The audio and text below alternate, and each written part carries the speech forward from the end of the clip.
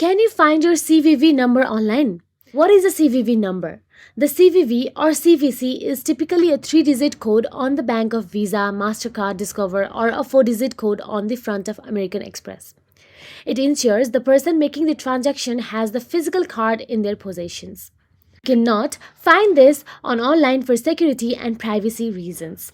Banks and card issuers do not store or display CVV numbers in online banking platforms even if you can view your card details. CVVs are designed to prevent fraud if card numbers are stolen. If CVVs were accessible online, stolen credentials could be misused for unauthorized transaction.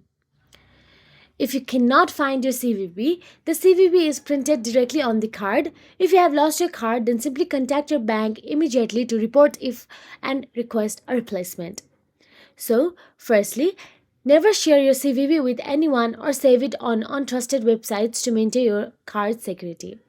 So, on finally, no, you should not find your CVV number online for security and privacy reasons. The CVV number is a security feature printed on a physical debit or credit card to protect against fraud during online transactions.